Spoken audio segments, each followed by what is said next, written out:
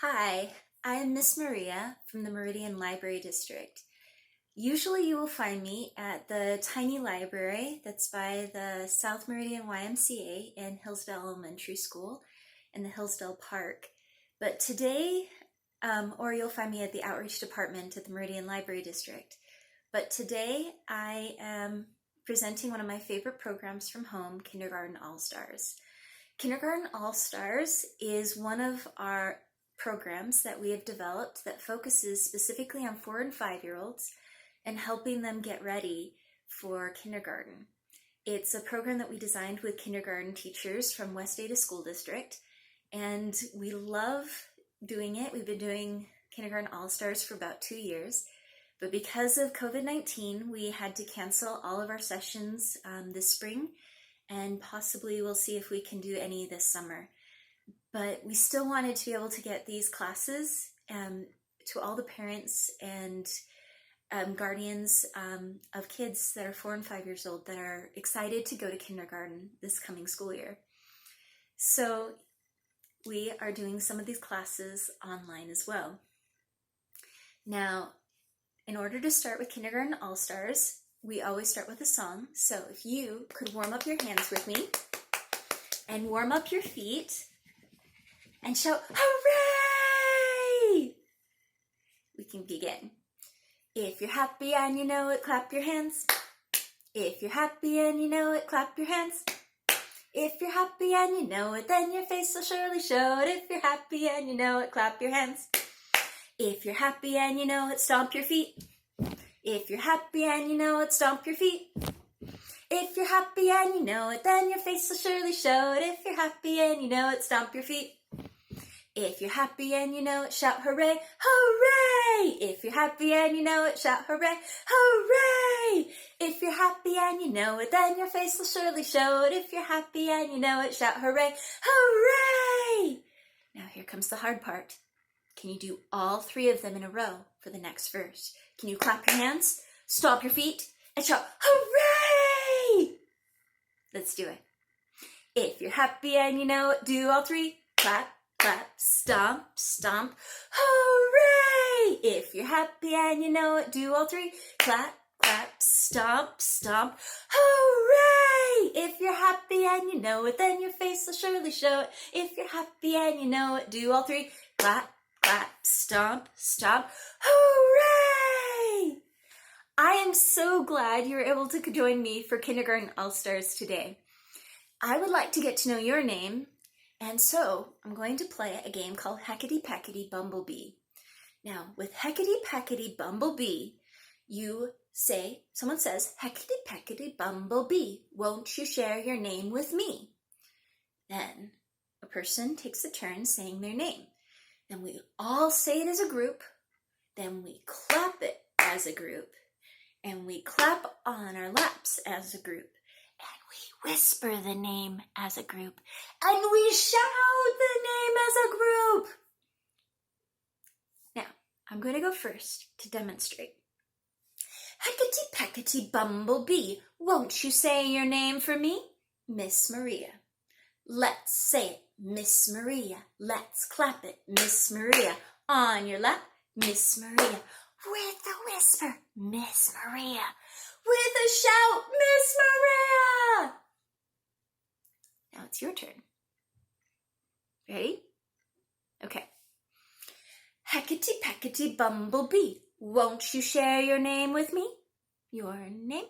Let's say it. Your name. Let's clap it. Your name. On your lap. Your name. With a whisper. Your name. With a shout. Your name. Now, our first lesson for Kindergarten All-Stars today is about using scissors. Cutting paper with scissors is a very important skill for kindergarten, and we are going to practice it today. Now, when you hold your scissors for cutting scissors, remember, we are holding them very carefully. We hold them where our hands are, and we try to not touch too much where the sharp part is, okay? So, we have a pattern that we are going to be cutting today. There are 3 lines on this paper that show different cutting skills. 1, 2, 3 lines. The first line is a straight line. It's the first cutting skill you need to learn, is can you cut a straight line on a piece of paper? Now, you'll notice that there's a circle, almost like a balloon at the top. These circles are the balloons you don't want to cut, because we don't want to cut the balloon. We can cut the line leading up to the balloon, but we don't want to cut the balloon. That is how we show our skills with using scissors, is we can stop on the paper when we need to. So you're going to cut this line all the way to the circle, but then you won't cut the circle. You're going to stop at the circle. So that's the first line. The second line is a zigzag pattern going all the way up. I like to call it mountains. So you go up the mountain and down the mountain, up the mountain, down the mountain, up the mountain, down the mountain, up the mountain, down the mountain, till you get to your balloon, which you don't want to cut the balloon. So you only cut the zigzag line of mountains before the balloon, and then you stop. Now the last line is the hardest line, but it's the most important to practice and learn. It's all curves instead of any straight lines, and you have to hold your hand just right to be able to do it. So I like to call this line our river. You're going to go up the river, but stop at the balloon. You don't want to cut the balloon. So you start at the bottom and you go up the river and stop at the balloon. So those are our 1, 2, 3 lines that we are going to be cutting today. Now, it's very important to know how to hold your scissors. See how there's 2 holes for your scissors? One is a really small hole and one is a bigger hole. The small hole is where you put your thumb. A lot of times that seems strange to us when we first are learning to use scissors, but it actually is the best place for your thumb to go, because your thumb is really strong and it can bring the scissors up and down the best. Now, this helps you to be able to cut the best you can, and it also makes it so your hands don't hurt. Your other fingers go in the bigger hole.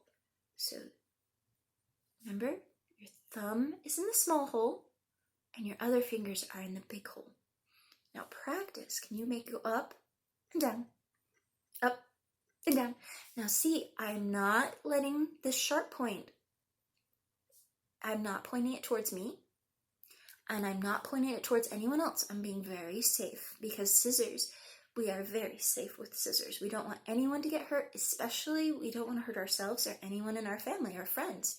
So we make sure we have it pointed away from us. So see how this is pointed away from me as we go up and down, up and down.